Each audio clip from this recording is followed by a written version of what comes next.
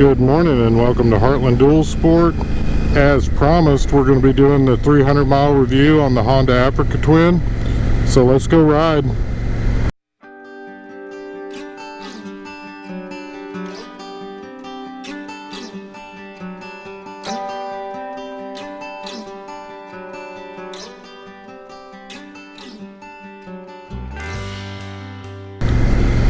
Good morning and thanks for tuning in to Heartland Dual Sport. I'm excited to bring you the 300-mile review on the Africa Twin. The first oil change and service is due at 600 miles, so I thought it would be kind of fun. We'll do a 300-mile review and then we will go into this noisy Harley go by. And then we'll go into the 600-mile review when we get up there, and then we'll do 1,000 and just do our reviews spread out from there. But the initial review today is going to be on the 300 miles, and I tried doing this earlier today. We were actually at 300 miles. I leaned over and showed you the speedometer and whatnot, and this video is you know, I'm going to have to give hats off to Woodsman, because he's always giving me crap about my GoPro. My batteries die quite a bit. So I've actually done this video once already, and when I got ready to turn the video off, I realized the batteries were dead, so I don't even know if I got any of the video. So we're going to go ahead and do the 300-mile review real quick, and I'll let you know. If you guys haven't seen my initial ride video from the Africa Twin, I'll post a link up above or somewhere, but everything holds true to exactly what I said to begin with. This bike is phenomenal. As you guys know, I live in the center of the state here in the Heartland. I live in Oklahoma City, and pretty much if I want to go do anything, it's a pretty good long drive no matter where I want to go. Everything's a minimum of an hour away when you start talking about state parks and stuff like that. Yeah, we do have some close to home fishing, and I'll do some more close to home fishing videos throughout the year as well. So the people who live in town, if you got a little bit of time, you can go, you know, go to these various spots. But back to the review. The bike handles like a dream. I mean, I don't know. Let me turn on this other little GoPro down here, and I don't know if you can tell, I'm still just grinning from ear to ear. And I can tell you, over the last 300 miles, we've done numerous trips in town, just like we're doing right now. I don't know if you can tell or not, but that flag right up there is blowing pretty dang good. We got about a 20-mile-an-hour crosswind. You can look back at me. I'm staying right in my lane. We're doing right at the speed limit. We're showing 38. The speed limit's 40. And this bike's not getting blown all around like the DRZ. Even though it's a heavier bike, it still feels light. I've had it out on the gravel.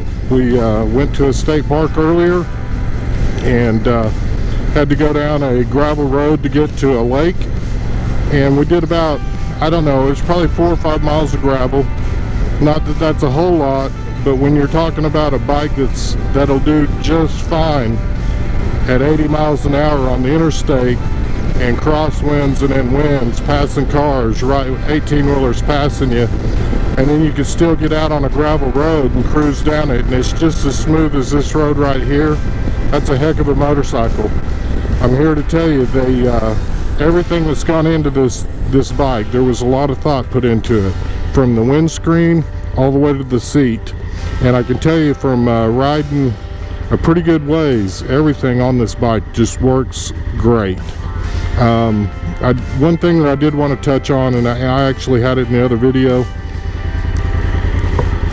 One thing that I want to touch on that I actually had in the other video is I was reading on a couple of different forums, and there's been a couple of guys that have the manual transmission like me. They're overseas. They've had their bikes longer.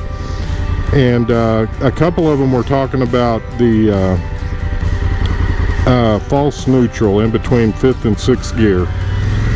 Today, when I was in between, I was right around 150 miles when this happened.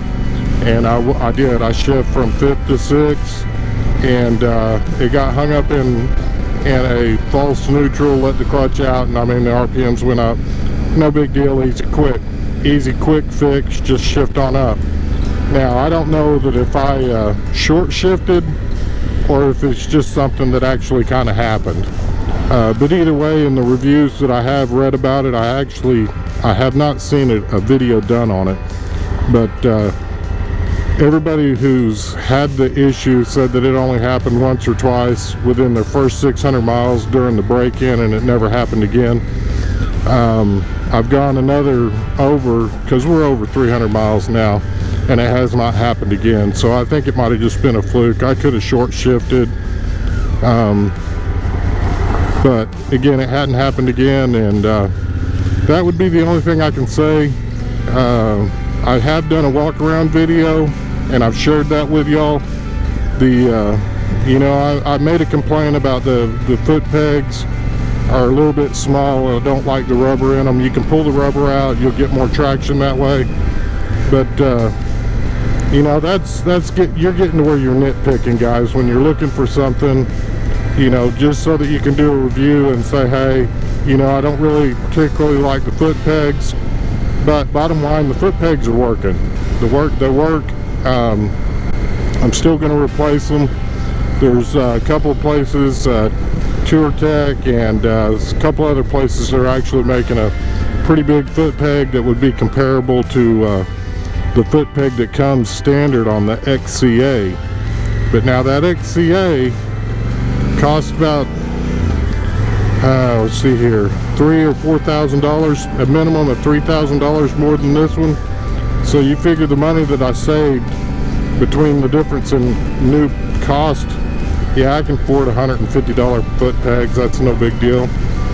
Again, guys, this bike is so natural to stand up. I've never been on a dual sport that you can stand up this easy and naturally. It just it's a great way to cool off. You start getting hot, the windscreen works great. There is a draft that comes through the front, but I stand by what I said earlier, guys, in the earlier video. This bike is phenomenal. $300 or the 300 mile review is no different. You can ride this bike all day and still have a smile screwed on your face. If you liked our video, give us a thumbs up. If you know anybody thinking about buying an Africa Twin, share this video with them.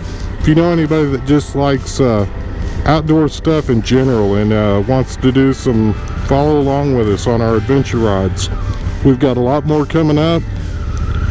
Please share our videos with them, share our channel with them. We'd love to have new subscribers. As always, we appreciate your likes, comments, and subscribes, and may you have a blessed week.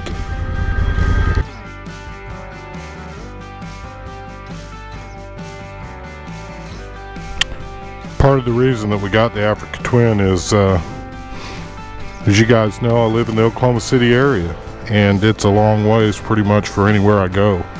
The DRZ is a great trail bike and not so much on the open roads, so that's part of the reason we got the Africa Twin. I don't know if I can express to you enough how much I love this bike so far. We're going to be doing a 300 mile review. It'll be coming up shortly. As you can see, it's got the really nice seat on it. It's got a much bigger seat. You got a bigger platform if you guys are into the 2-up riding. We've got a video up already about riding 2-up on the Africa Twin. I'd like to talk you into watching that video as well. And again, guys, I can't tell you how much I'm loving this bike, and I think it was built just for me. And man alive, guys, if you guys are thinking about getting an Africa Twin, I promise you,